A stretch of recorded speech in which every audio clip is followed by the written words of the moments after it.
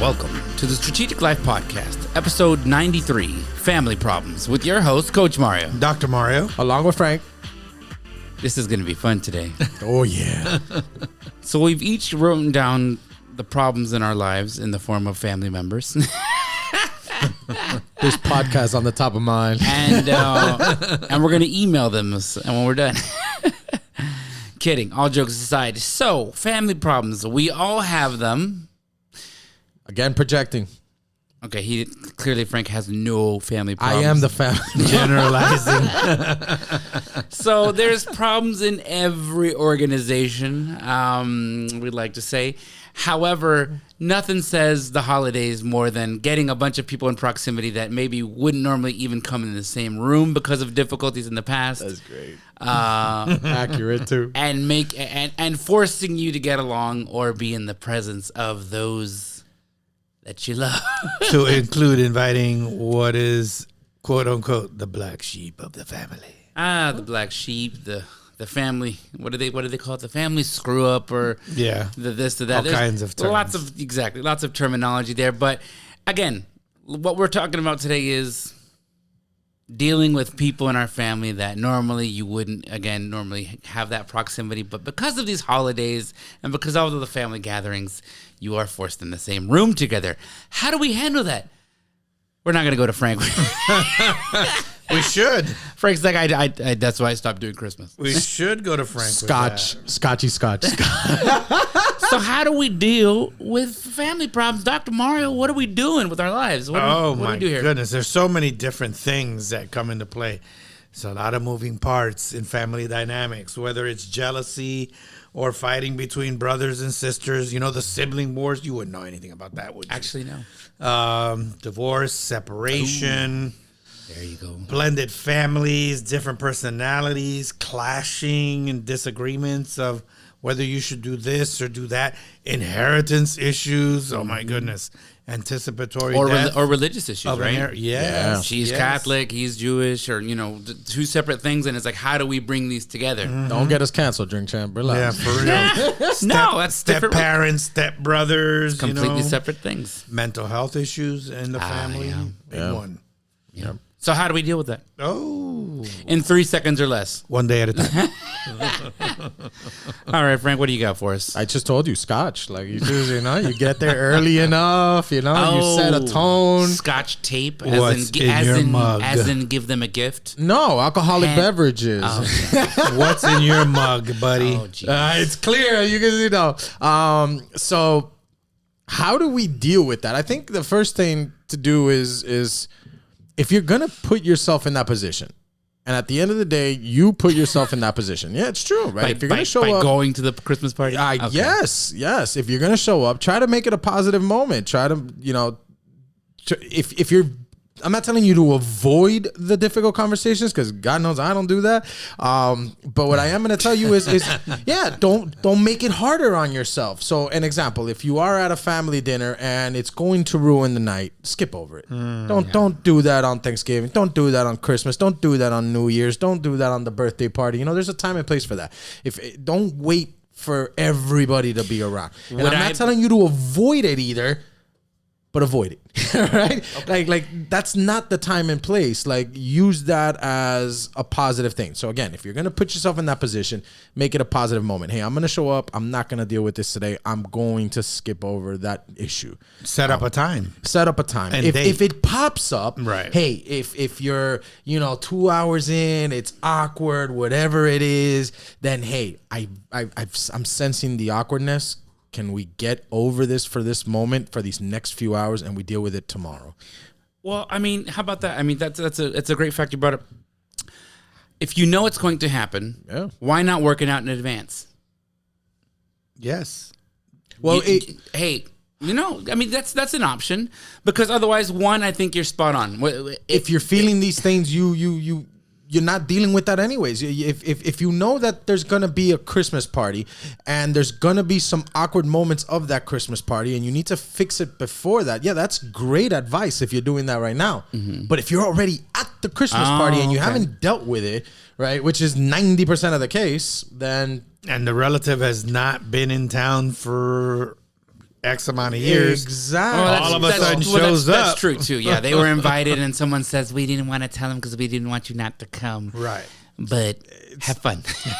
Also He's known as the here. setup, right? The If you're, set, yeah. you know, So okay, so all right. So if you know about it firsthand, then I guess what you're trying to say, Frank, and is be the bigger person. Correct. Understand if you know that this is, and again, if you were the one, let's say, hurt in this situation, and both of you can be, but otherwise, if you know that you can't safely, or that you can't keep your cool and going in that situation, then it would be best to not go. And I guess that would not necessarily being the bigger person, but remove yourself from the situation from which you wouldn't be able to handle. correct. Make sense? Makes sense. You heard it here first. So be the bigger person, or avoid something if you know deep down that you wouldn't be able to not say something or bring up the conflict. And that's one good way of in front of staying everyone. In control, staying in control of your emotions, staying in control of your feelings.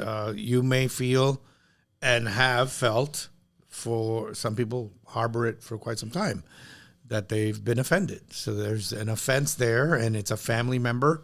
So it's kind of the love-hate relationship. You know what I mean?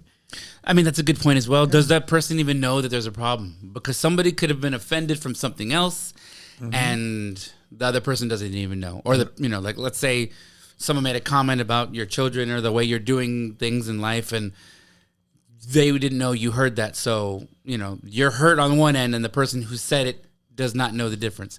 So that's a good thing to bring up too. I mean, how long are you going to hold on to this stuff anyways?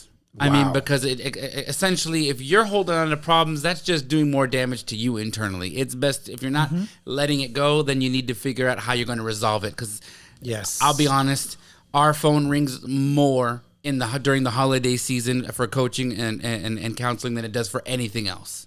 Yeah. And it's amazing. I mean, I just received an email today from another state of someone who had conflict with a potential son-in-law.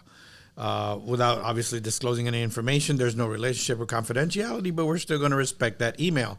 And it had to be a situation where she believed her daughter had a wrongful death, and someone with authority called it a suicide. And that person, the parent, doesn't believe that was so. There's some inconsistencies there. So there's always these conflicts, especially when there is a moment of crisis. And, it also happens when families get together to discuss the estate of someone who has passed on. You get these, well, no, I want this and I want that, and he told me so, but the document says something else, and they haven't updated their will or their trust in years. And all of a sudden, who gets the business? Is it the person that he or she wanted to will it to? So there's a lot of dynamics in family that causes conflict, communication, strife, emotions, etc. Makes sense? Communication's key in all of this. Yes. But so is understanding what you're doing to avoid or to have that communication. So if you're going to show up to the holiday party, knowing that it's a family thing, and you know there's going to be conflict, or With there's this chip on your shoulder and you're ready to prove it in front of everybody with alcoholic drinks. Just thinking of this scenario is kind of intense.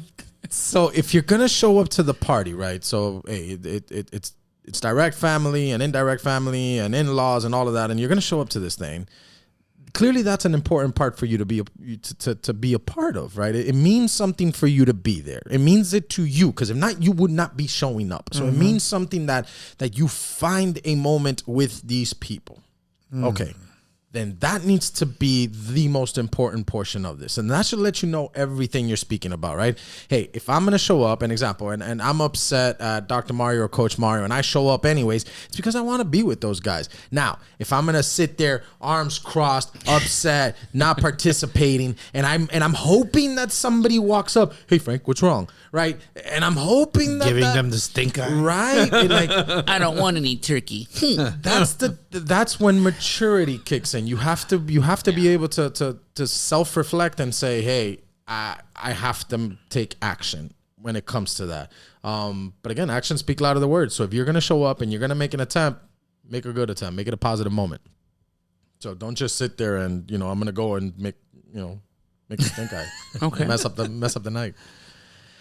Second thing, I said it as a joke, the whole Scotch thing. However, self-control is huge. If you know you're going to be in these moments and there's going to be moments of tension or anxiety. And you like to indulge. Yeah, man. You might want to just, hey, you know what? I know myself when I drink. I know myself when I'm angry. I know myself when I'm around this person. I know myself when I'm put in these situations and I don't do well with them or I don't come out with a good outcome, then don't do it. Leave the firearm at home. Leave the knife at home. Wasn't thinking Leave that the far. sledge. Well, we have to, because you've seen, and not just on TV. I mean, obviously those are dramas and whatever, but in real life, Crimes of passion. crimes of passion, things happen. People get upset. All of a sudden, you have a couple of, what is it? You call it scotch or whiskey, whatever. I don't know. He didn't say whiskey. He didn't say whiskey. I said Scotch. Sir. Well, he's a whiskey man or a scotch man No, or I'm a whatever. Scotch guy, yeah. But other people, right? Especially in the holidays. Tequila's for the summer. Can you imagine that? All of a sudden, something triggers you and you have, oh no. Yeah. It has happened. It has. It has. Tragedies have happened. And that again, way. so I guess what we're trying to tell you, prepare for the moment. If you're going to put yourself in these situations, or if you are unexpectedly put in these situations by somebody else, right? The setup. Be in control of your emotions. Be in control of your thought process. Don't let it run away. Don't let somebody take over that. If you get poked at, right? If you're there and somebody starts poking at it, right? Because you're gonna have those. You're Salt on the wound. Exactly. Hey, walk away from it. If you're by yourself, if you're with your significant other, hey, this is happening. I'm gonna need your help today, right? And get over it. Yeah, the good news is for my segment of the family, for my quarter, there is no alcohol drinking and that sort of thing. But I've heard of individuals who obviously hit the sauce a little bit. These arguments erupt. They get in their car, they speed off, and next thing you know, DUI, potential homicide. Yeah. Because you've got all that anger, all that energy. You're speeding, and all of a sudden lose control. Yeah. Uber, call a cab. Yeah, more accessible than ever. Now, the question you have to ask yourself is if you're going through some of this stuff, and if the thought process has, or someone comes into the party, whether it's a personal family or close friends that are like family, that that did you wrong back in 1984, or whatever the reason you have is, what do you have to gain by bringing up the conflict? If you are not there for a resolution, then there's no reason to bring up the conflict. There's no reason. I like that. You want me to say it again for the people in the back? Say it Yes, again for the please. people in the back. If you have nothing to gain if you have nothing to gain and there's Preach. no resolution, then you don't need to be bringing up the conflict. Correct. Because what's it going to do for you? What is the end result? What is your intention? What is your purpose of bringing up all this nonsense? And that's Like, are we peacocks? Are we just going to show colors? You know what I mean? Yeah, Like for yeah. nothing, and just there's nothing to gain. Keep this also in mind. I mean, I'm not sure who mentioned it, but somebody said something about poking or prodding or throwing salt on the wounds. Keep in mind that people that love you the most, or the people in your proximity who know the most about you, will have the most information and will know exactly how to press your buttons to get you there. So if you understand that, let's say, I mean, we've all done wrong things in our life. Let's say you did something wrong, and let's say you're going into an event knowing people are angry at you, because that's another side. Sometimes you could be the one mad. Otherwise, you can, been the cause of something. And if you're the one going into that, understand that the jabs are going to probably happen. true story. So you have to go in there knowing, okay, this is probably going to come up, and they're probably going to say, you left the gate open and you lost the dog. The family's incomplete because of you, or whatever, right? You have to understand that that's going to be thrown out there. So if you're going to, again, go there, you have to understand that these things may come out and that you have no reason to engage in that. And like we say, you don't have to swing at every pitch. And if that's people processing or doing whatever they need to do by throwing stones at you, then you need to let them miss you with that nonsense, just like that. Hello. The swing at every pitch or not swing at every pitch is crucial in this, because you need to keep in mind two things. Not all your family is your friend. right? Sometimes your family is your family, but that doesn't make them friends. It doesn't make them supporters, and that's okay. You need to associate with the ones that do. If you're going to be around those people, oh, but why can't they be like that for me? Yeah. If you're seeing that and you're saying that by a lot of people in the room, the problem is you. So if you're in that room and you have these beefs, you have these problems with multiple family members, or they keep popping up every year with different family members, the problem is you. Like, it's clearly an attitude, it's an adjustment, it's a commitment thing, it's a communication thing, or you're not accepting the communication, right? So that's that. We need to first start there. Secondly, where these, once you have these moments of contention and you have this in mind, you're right. What do you want the outcome to be? Hey, I want a good relationship with this person. Then exemplify that, right? Show that you are open to this. Show that you are accepting to their opinion, even if you don't agree with it. But you need to take a moment and say, okay, let me put myself in that position and understand where they're coming from about the way they're looking at me. If you can do that, believe it or not, man, a lot of these problems will just go away super fast. Yeah, you definitely have to check yourself. Yeah. There's no doubt about that. And if you just took a moment and really thought about what is that higher intent for this conversation, whatever the conversation is going to be, whether it's going to be about, what are we going to have for dinner, or talking about the inheritance, or, when we talked about mental health as one of the challenges, let's say hypothetically you have a parent and you're the caretaker, you have other siblings, they live in other states, and you've had that challenge for many years. We've experienced it in our family. And all of a sudden that individual becomes terminal. You have to put them in hospice and that sort of thing. That's going to bring in some dynamics of anticipated grief. When those family members arrive, there are decisions to be made. Is there a DNR, do not resuscitate? Are we going to give them quality of life? What is going to happen? Typically, in my experience, is those individuals that are coming in want to do everything, want to take over. There's no communication between that person that has sustained that burden forever. And one has to just take a step back, and everybody involved, and say to yourself, what is the higher intent?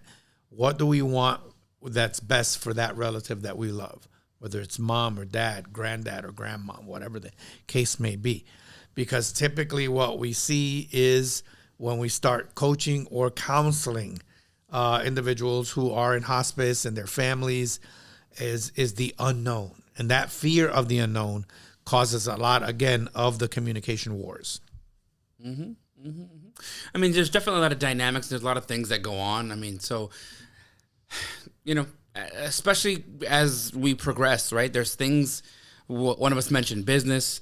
There's things that happen. For instance, one child works in the family business, the other one leaves, and then, something happens, and then the other one comes back like, yeah, I want a piece of that. Like, wait, what? You left? I stayed. I worked here. Or, taking care of parents once they get elderly.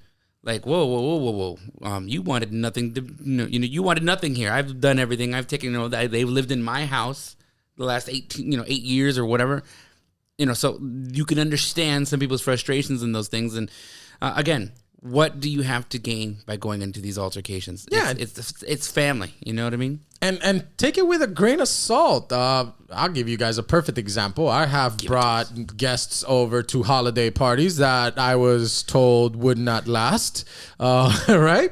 And you guys are right? Like, oh no, I'm in love. This is the right one. This is gonna happen. Get used to it. She'll be back next year. 3 months later. So it happens, and you got to take it with a grain of salt. You got to, hey, you know what? Yeah, it didn't last. You laugh about it. You joke about it. You look at the positive. You enjoy it while it lasts, and that's it. So sometimes these family problems don't have to linger on. Oh, you guys weren't accepting of something. it's not that. It's just some of these people do have the best for you, right? They want the best for you. So if they're telling you this, it could be something there. And then I'm telling you, that's coming from even a personal side where, right? Sometimes you're wrong. Like I remember telling my sister about a special someone, and I'm like, no, this isn't gonna last. This guy's a joke. Yeah. Which guy are you talking Right, about? about you, man. or they Is he hijack a holiday. These guys are hijackers for sure. yeah. This is a topic of conversation. That should have we been should the get pod- Tito on the line. You propose on Thanksgiving once, and you get married on your sister's birthday, and you ask her to work 'cause she's a photographer, and people think you hijack holidays. I have no idea what. No, and then the pregnancy on Christmas. Oh yeah, you guys. We announced the pregnancy on Christmas. That's not hijacking a holiday. That's hijacking. that's holidays. Just 'cause your hijacking gift- holidays. Just because your gift wasn't as good as the gift of life that I provided for Whoa. the family. hijacking holidays. You're a Sorry. holiday terrorist. Funny guys. We can tell where the contention's gonna be Exactly. this year. So what you're saying is you have high expectations for what I'm bringing this year. All right, yeah. all right. I'm packing Uh, something. I don't know what I'm yes, going to you know do. what you're not I might, bringing. I might, Answers yes. I might adopt a ferret. I don't. But again, You don't know. But good example. Take it with a grain of salt. Be happy for people, right? Sometimes these things can be beautiful things when you bring everybody together, and it can happen. And you don't want to be that person that, you know, the hurt of regret. You don't want that. Oh, I regret not that last holiday. I regret not saying something. I regret not being more happy or more positive. Hey, don't wake up that next day with still that angst, that sense of, again, of regret that I couldn't do something last night. I think that's huge. That's horrible. I think and that's don't huge. do that during the holidays. If you're going to do this during the holidays, take it for a positive. That's the beautiful thing about this moment, that we all kind of come together and we say, hey, you know what? We're reconciling the last year. Yeah. In all honesty, that's the way we think psychologically. The terrorism of the holidays. Be happy for it, right? Now, holidays that? I don't know, Bobby. You got to figure one out this year, right? You got Christmas and don't New know. Year's. We expect something. Yes. I might adopt a sea turtle. And if not, you better something. show up with cars for everybody, like Oprah. Figure it out. And Hot Wheels, baby. we'll take it. And make sure you use these moments to say, hey, you know what? We're gonna get over it. Let's start on the right foot. I mean, what you brought up, I think, is really interesting too. Regret. If you don't resolve these family problems now, how much regret may or may you not have in the future, realizing how much time you wasted? And I mean, the holiday season is a special time. I mean, and as is any other time when you're creating memories with the people you love, or the people you grew up with and were raised with. And you can grow apart, but you can still grow back together, essentially. So how much time are you going to waste, holding on to these things that don't support you and don't support your health and don't support anybody? Taking it one step further. It creates separation. It creates things, and it trickles down.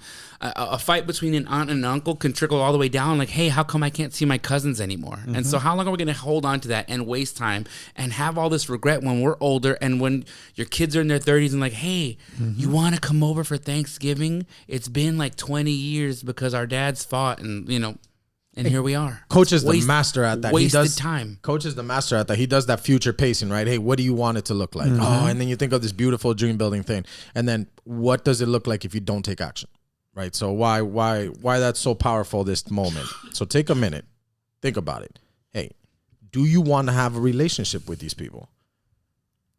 90% of the time the answer is yes, and that's why you feel that way. Because if I didn't want a relationship, right, with Dr. Mario, I wouldn't care about his insults or his belittling or whatever I wanted to perceive it as, right? No, it's Why true. are you belittling Frank? I have no idea where he's coming up with this. I deserve it. Let's I settle deserve the it. family problems. I deserve it, right? Perception is projection. You guys were projecting at me, but it's you're mad at your dad. I wouldn't be upset at his racial slurs when I drink, right? Right there. You want to project? We will need an apology by the next podcast.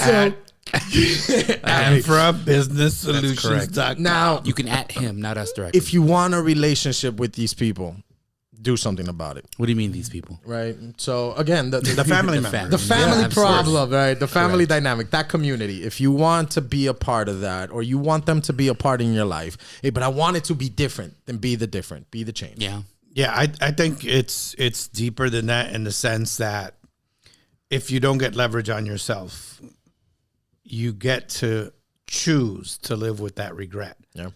Perfect example. How many individuals have you and I coached? Have we counseled through our clinic where they have said, I didn't get to say goodbye to my loved one because I was angry. I mean, Dr. Mario especially knows more than anyone, but I think I read an article back or a blog post of some kind, and it was like the most common said things when people were on their deathbed. Yeah. And it was, I should have worked less, I should have done things, and I should have forgiven on some things. And for those that know Dr. Mario, he's got like everything under the sun as far as degrees and licenses. But he did do some time, the time with Vitas. Working with I basically I was a hospice chaplain for 3.5 years, and he did a lot of focus on end of life coaching as well for a little while. As especially as we processed our own family stuff and things like that. But you don't want to be there thinking about your shoulda, coulda, wouldas and things you could have changed in time lost. There's we all know that time's the one thing we can't get back, but regret is a crazy thing, and I don't even want to know any more about it other than anything I've already let go and processed and done myself. Just think about it. When COVID started, immediately within the first 2 months, I lost 2 aunts in New York City. We were not able to go and pay our respects to the family and celebrate their lives. And so throughout that time, how many stories have we heard? We had our guest, Paul Baldwin, who experienced cancer during COVID, and family members could not go and directly visit him. So there's all of these situations where people are mandatorily disconnected because of some law or some process or what have you. Let that not be your choice. Life is so precious. Time is something. Time is energy, and all of us get the same amount of that energy every day, 24 hours. How you choose to invest yourself in your presence with your loved ones, it's your decision. I make it a point as much as possible to stay connected to my kids, to my grandkids, to touch them, to love on them, to hug on them. I learned that from my dad, and I tried to share that with my kids. That there's nothing more important. First, my relationship with God, my relationship with my wife, but my kids are so important, and my grandkids. I love my grandchildren. My oldest one is 25 now, just recently got engaged. Shout out to Javier and his fiance. And so it's important that you anticipate these conflicts in communication, set boundaries that are healthy, right? If you're mad at your spouse or your fiance or your friend or your, whatever, family member, set up a time to have these conversations. And then again, as Coach and Frank have said, what's the intent of the conversation? What's the purpose? What's the higher purpose? Is it to obviously release those negative emotions so that we can gather together again and continue life together? Because even family can be community. It should be the best community. I remember when I joined the United States Army, I was 17. I went to Europe. I got married a year later with my wife. My family were my military fellow members because everybody else was spread out through the United States and Puerto Rico. I still am friends with several of those couples or individuals that actually became my family. And so it's extremely important. There's no greater love than this, that you can give up your life for your family. And some people have given a kidney or other types of acts of compassion. But it really starts with a conversation. One thing we mentioned too, especially, and I don't want to end without this, but we did mention the black sheep of the family screw up, and for lack of a better phrase. I think it's important. You never know what that person is going through And it's another thing also when they know or they've heard it from everyone in the family that you are the black sheep, you are the screw up, you know. And again, some people might not think they're the screw up. I mean, or speak specifically, but even let's just say black sheep. Let's say everyone's moved on, everyone's successful, everyone has kids, everyone has a wife, and you're still doing the same. I get thing. it. I'm single. I drink Scott. You're still at home with mom and dad. Hey.